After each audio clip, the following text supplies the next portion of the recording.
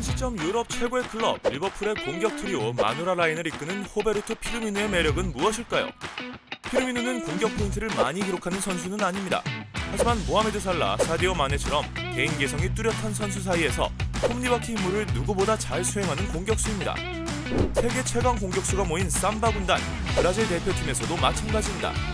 가브리엘 제주스의 백업이었던 피르미누는 자신만의 색깔로 주전자리를 꿰찼습니다. 지금부터 평범한 축구 선수였던 피르미누가 어떻게 프리미어리그에서 최고의 공격수가 되고 브라질을 대표하는 골잡이가 됐는지 알아보겠습니다. 영상 시청에 앞서 본 채널을 구독해주시면 스포츠토토 80% 적중 유료팩을 무료로 제공해드립니다. 입장 문의는 영상 고정 댓글 클릭 후 메시지 주세요. 브라질의 평범했던 소년 피르미누는 네이마르, 제주스처럼 어릴 때부터 브라질 국내에서 전국구 스타로 주목을 받은 선수는 아닙니다. 그는 2005년 클루브 레가타스에서 축구를 시작했습니다. 2008년 피게이렌시 유스팀으로 옮긴 이후 2009년 1군 팀으로 승격했습니다.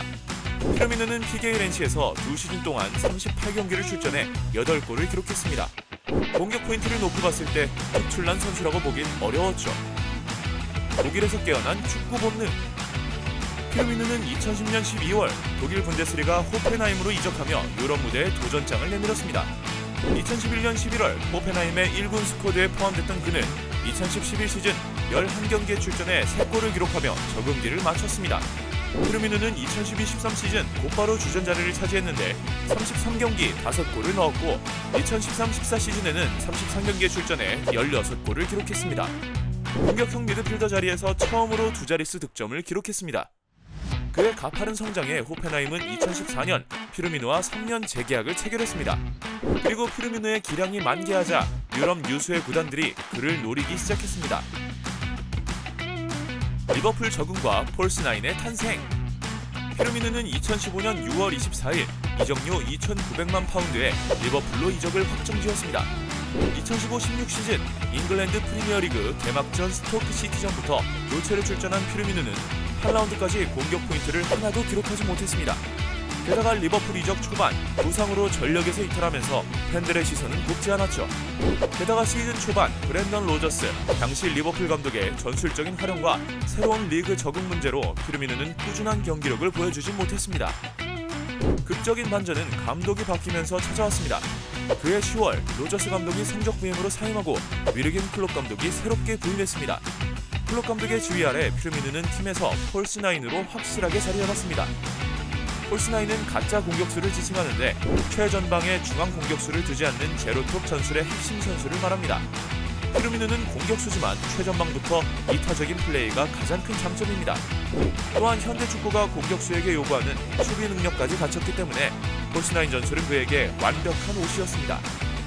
피르미누는 11라운드 첼시 원정 경기부터 본인의 장기인 많은 활동량과 이타적인 플레이로 팀에 녹아들기 시작했습니다. 그간 리버풀 미드필더의 약점으로 지적되어 왔던 중앙 미드필더의 답답한 플레이에 창의적이고 과감한 찬스를 더했죠. 그렇게 피르미누는 클롭 감독과 함께 팀을 2015-16 시즌 잉글랜드 리그컵, 유럽축구연맹 유로파리그 결승전까지 진출하는 데 큰 공을 세웠습니다. 하지만 리그컵에선 맨시티의 승부차기 끝에 패배했고 유로파리그에선 세비야에 아쉽게 지며 준우승에 머물렀습니다. 그럼에도 불구하고 피르미누는 초반 적응 문제를 이겨내고 2015-16 시즌 모든 대회 통틀어 11골 10도움을 기록, 프리미어리그에 성공적으로 안착했습니다. 클롭이 사랑하는 공격수 피르미누. 클롭 감독의 4-3-3 포메이션에서 피르미누는 한층 더 성장한 경기력을 보였습니다. 2016-17 시즌 포메이션 경쟁자들을 제치고 개막전부터 선발로 출전했습니다. 이때부터 득점을 노리기보다는 공간을 창출하고 동료에게 키패스를 제공하는 피르미누의 장점이 본격적으로 드러나기 시작했습니다.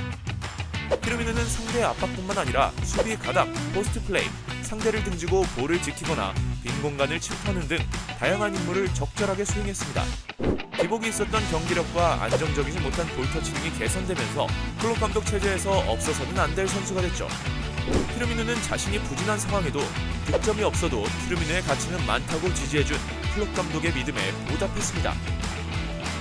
마누라 라인의 탄생. 2017-18 시즌 피르미누는 개인뿐만 아니라 리버풀 팀으로도 큰 변화가 있었던 시기입니다. 모하메드 살라가 이탈리아 명문 AS 로마로부터 합류했습니다.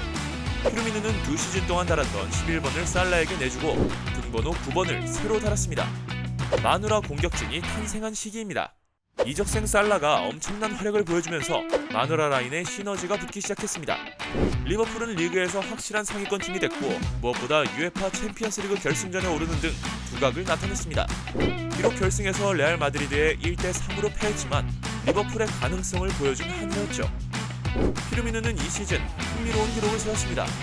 그는 현대 축구에서 처음으로 단일 시즌 50개 이상의 찬스를 만들고 60개 이상 태클을 성공시킨 첫 선수가 됐습니다. 공격수지만 이타적이며 수비 가담에도 능하다는 것을 보여주는 통계입니다. 피르미누는 공격 포인트도 크게 늘렸고 27개의 득점과 18개의 도움으로 총 공격 포인트를 45개나 달성했습니다. 해당 시즌 프리미어리그에서 그보다 많은 공격 포인트를 기록한 선수는 해리 케인, 살라, 세레이오 아구에로 3명뿐입니다. 세계 최강 트리오 마누라의 지휘자. 피르미누의 가치는 여기서 끝이 아닙니다. 리버풀이 세계 최고의 공격진을 가동할 수 있었던 것에는 욕심 많은 공격수 살라와 개성이 강한 공격수 마네 사이에서 피르미누가 중재자 역할을 잘 수행했기 때문입니다. 피르미누는 자신이 해결할 수 있는 상황에서도 동료에게 완벽한 기회를 만들어줬습니다. 단독 득점 찬스에서 욕심을 부리는 살라와는 완전히 다른 성향입니다. 영국 현지 언론에서도 피르미누가 마누라 라인을 유지하게 하는 원동력이라고 박수를 보냈습니다. 피르미누가 조율하는 마누라 라인은 2018-19 시즌 알리슨 골키퍼가 합류하고 머질 판 다이크, 앤드류 로버트슨, 알렉산더 아놀드까지 녹아들며 유럽 최고의 팀이 됐습니다. 피르미누는 이런 리버풀에서 여전히 자신의 존재감을 드러냈고 팀을 14년 만에 UEFA 챔피언스리그 우승으로 이끌었습니다. 비록 맨시티에 밀려 프리미어리그 우승은 놓쳤지만 승점 97점, 역대급 준우승을 차지했습니다.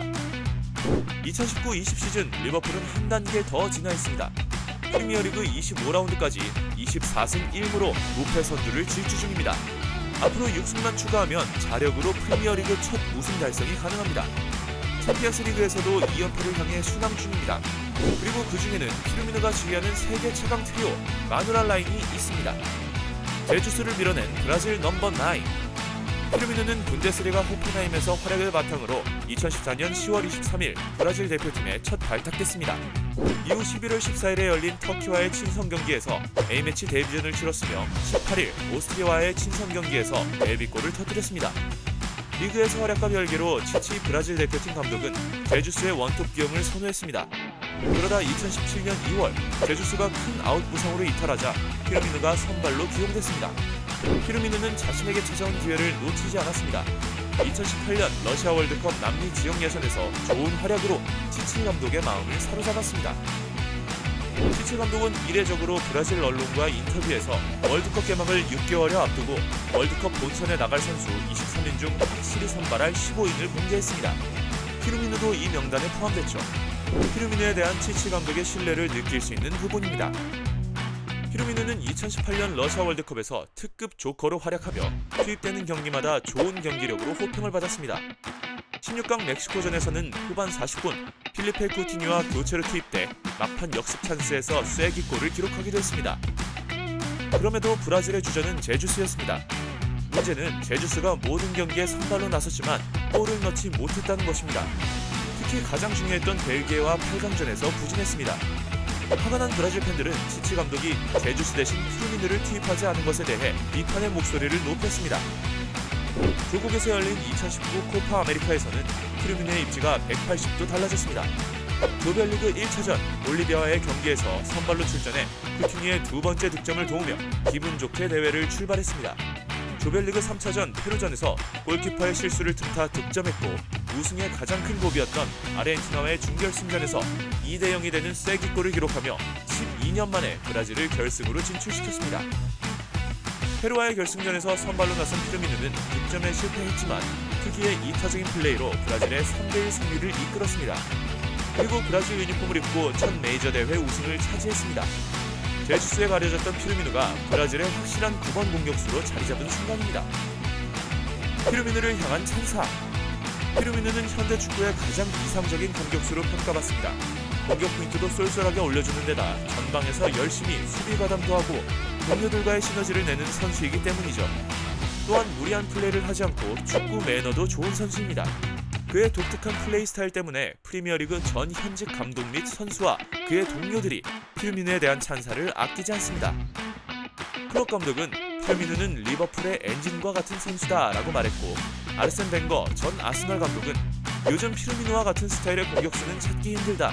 피르미누는 동료를 위해 희생하며 그들을 빛나게 만든다며 박수를 보냈습니다. 아스널의 전설적인 공격수 티에리 앙리는 프리미어리그에서 가장 완벽한 스트라이커는 피르미누라고 칭했으며, 리버풀 전설 이안 러스는 피르미누는 프리미어 감독들이 가장 좋아하는 유형의 공격수다라고 엄지를 축해 세웠습니다. 현재 피르미누와 함께 뛰고 있는 리버풀 동료의 생각은 어떨까요? 리버풀 판다이크는 우리 모두에게 아주 중요한 선수다. 공격수가 본인의 포지션에서 아래로 내려오는 게 얼마나 힘든 일인지 잘 알고 있다. 그러면서도 피르미누는 세계 어느 수비수를 상대로도 위협을 만들어내고 있다. 그는 정말 좋은 선수다. 그리고 그가 내 팀의 일원이어서 정말 행복하다라고 칭찬했습니다. 물론 여전히 공격수는 골로 평가받습니다. 그래서 피르미누가 세계 최고의 공격수라는 의견에는 이견이 있을 수 있습니다. 하지만 피르미누가 전원 공격과 전원 수비로 대변되는 현대 축구에 가장 잘 어울리는 공격수 중 한 명인 것도 사실입니다.